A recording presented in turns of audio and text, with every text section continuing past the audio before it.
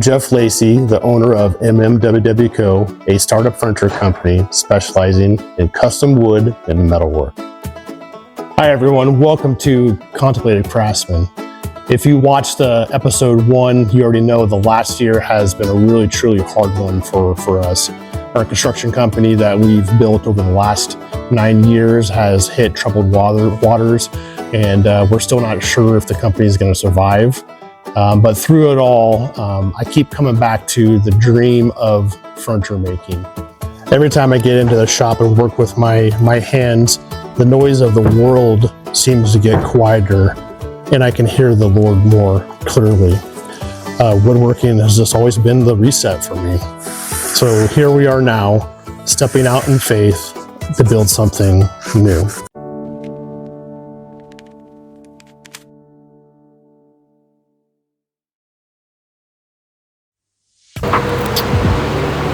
Hi everyone, this is Jeff. Just want to give you an update on the construction side of the company. A little bittersweet. With a lot of prayer and just thought, we are going to shut it down. And it's for the good, because we are seeing that the new thing that God wants to do definitely is the furniture. And so we are in the process, you can see behind me, that we are in the process of separating all of the construction tools and materials from what we do for furniture, and we are having a sale next weekend. And I'm here at the shop now on a Saturday, just doing some projects, cleaning things up and getting ready for the sale next week. But I just want to let you guys know, gals, our viewers, that we did make the decision to shut the company down. Bittersweet, because the bitter part is we worked hard for the last 9 years, and it's coming to a close. Part of that is a good thing, because the anticipation for the new thing God's doing is exciting, and the weight of the old season construction company is coming off of us. Exciting things of us getting funded for the new furniture, that's a miracle alone right there, and us in the process of getting ready and following the Lord on the new season.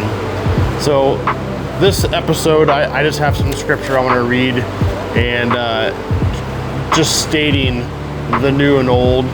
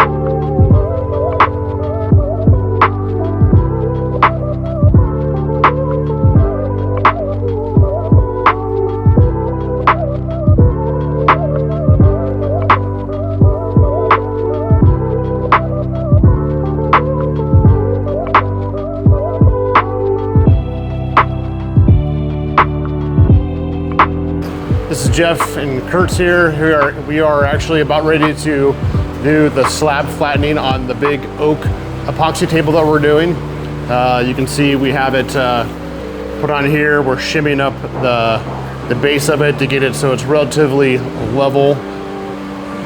And then we'll run a program to get it so it cuts. We also are still doing our shop revamp. We got a chunk done yesterday, and I can go give you a little bit of update. We are going to be doing a pretty sizable sale, selling a lot of our construction equipment, trailers, and just end of one season and starting of a new one. But we're slowly going into like every nook and cranny. We have a lot to do. We went through some of this screw bins, and over there we're going to be going through that more, moving all that, because this whole area right here is going to be our shipping receiving for tables, and we're going to have racks right here for tables to go on. This clamp rack will go down there, and then we'll slowly move down this way, cleaning things, but we're going to get this epoxy pour started first, so that's kind of our first priority. So that's it. We'll get to work and check in with you here a little bit later.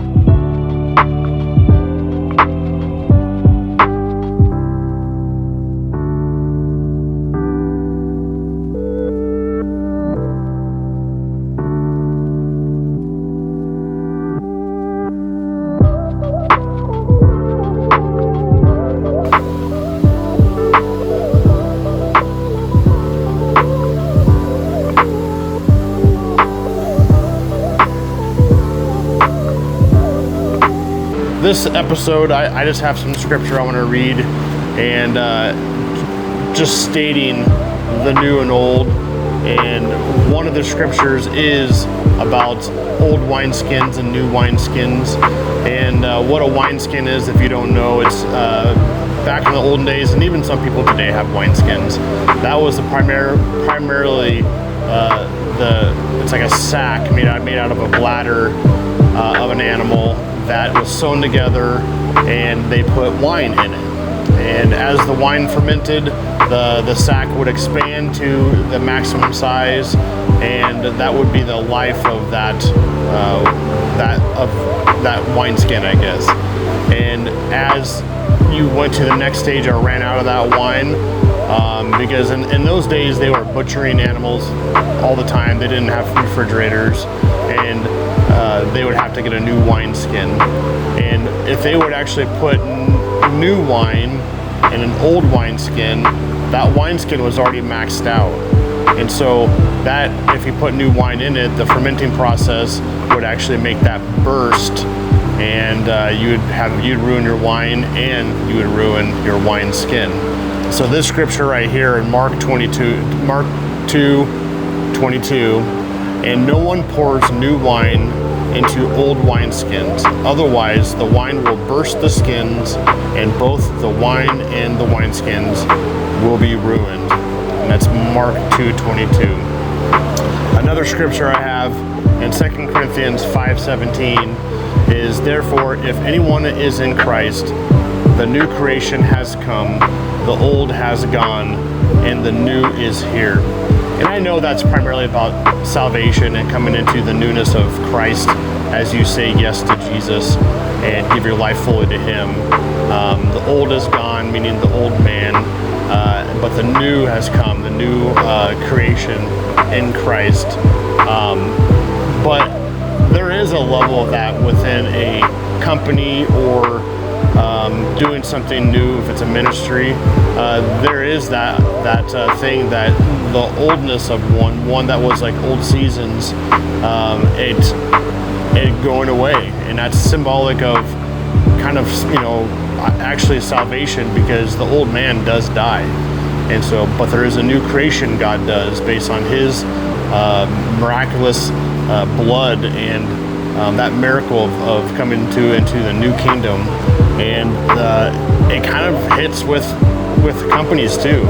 As God created companies, He created business, and I'm learning that this example of an old company dying so He can do something new is pretty relative with this.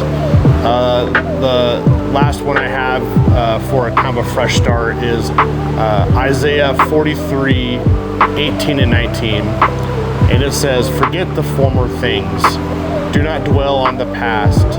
See, I am doing a new thing. And we'll never fully forget the company that we spent 9 years making, and the good memories, and there's bad ones too. We'll never forget that, but not focusing on the old. And I believe that is for us as walking with the Lord, and not dwelling on our past, but letting God continually renew us and create us into more like Christ for now and for our future. And that's really relative to what we're doing now with the company and what God's leading us in, and us going through that hard time and just submitting to the new thing God wants to do, but really feeling the loss of a past thing, grieve it a little bit, and then transition and just lay down and go into the new season with Jesus, into the new thing. And so I love how that kind of parallels salvation and also this new company ministry that God is doing. And just thankful for that. I don't know if this hits for you as viewers, but I wanted to share that that's where we're at. The company, construction part of the company is closing, and we're selling all the construction stuff, which is almost like my mom said, a spiritual weight is coming off us from construction, and that probably is true. But yeah, I don't know if anybody else out there has gone through something like this or is going through. But if there's anybody that's potentially going to go through this, I just want to encourage you to let the Lord lead you in this. And if he's in the infant stage of speaking to you about one thing needs to die and he's going to do a new thing, he might be doing that now. But it was 2.5, almost 3 years before this is actually happening. And so it's not necessarily a thing that's going to happen right away, but just be obedient and ask him for timing, and just let him lead you in that. Like I said, I hope this blesses you. If you like this video or these videos we've been doing with faith mixed in with business, mixed in with woodworking, design, all those different things, if you like that, just hit like and subscribe. Throw in some comments. We'd love to hear what you want to say in that, but be blessed. But again, like I do with a lot of these videos, I want to pray for you. Lord Jesus, I thank you for new things. And I pray for the viewers out there that are potentially going through this type of scenario of an old season or ministry or business or whatever it may be dying so you can produce a new thing. And we thank you, God, for the new things that you do. And it's very necessary for old things to die so you can actually produce new life. And I pray for the people going through that, Lord. I ask you to minister to them, guide them, and just be there for them. But bless this time, bless the viewers, and if there's people out there that want to know you, that need to know you, Lord, I pray that you quicken their hearts to you, to read your word, to seek out salvation, and to give their lives to you, Jesus. Bless this, Lord, in Jesus' name, amen. Again, thank you so much for watching this. Feel free to leave a comment, but we'll see you next week. Thank you.